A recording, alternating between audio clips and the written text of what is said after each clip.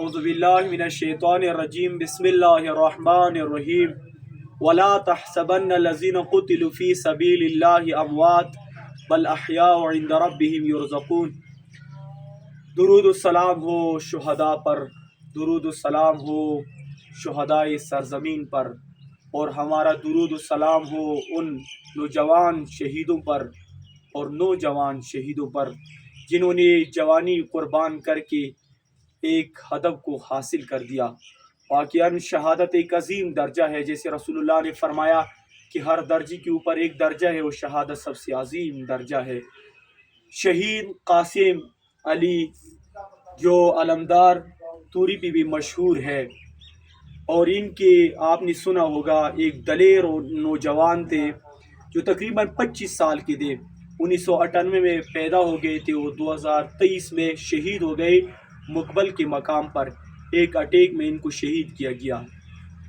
ان کا داستان کچھ اس طرح ہے کہ یہ جوان پہلے مختلف دوستوں کے ساتھ ادھر ادھر گھوما کرتے تھے، لیکن اچانک ان کی زندگی میں ایک تبدیلی رونما ہو گئی اور اپنی زندگی کو تبدیل کر دیا، اور اپنی زندگی کو اس طرح تبدیل کر دیا کہ اس کے بعد انہوں نے شہادت کا ایک عظیم رتبہ حاصل کر دیا۔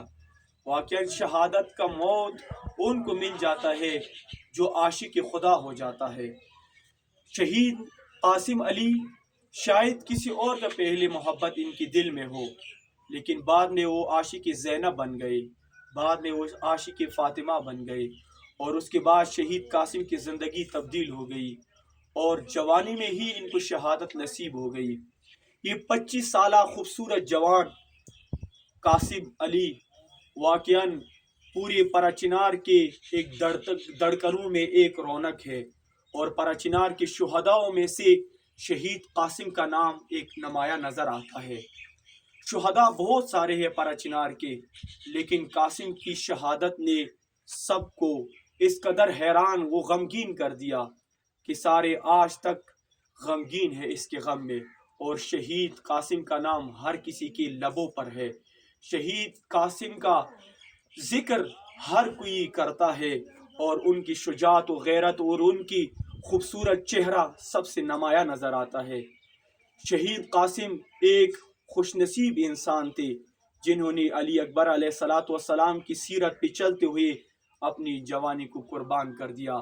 ہمارا پھر درود و سلام ہو شہید قاسم علی پر، اور ہمارا درود و سلام ہو ان کے والد گرامی پر، ان کے والدہ گرامی پر، کہ کس طرح انہوں نے اپنی لہو سے اس والد گرامی کو اور اس ماں عظیم کو ایک رتبہ دیا، اور ہم درود و سلام پیش کرتے ہیں ان شہید پر، اور خدا سے دعا گو ہے کہ ان کو اہل بیت علیہ السلام خصوصاً علی اکبر علیہ السلام کے ساتھ محشور فرمائے۔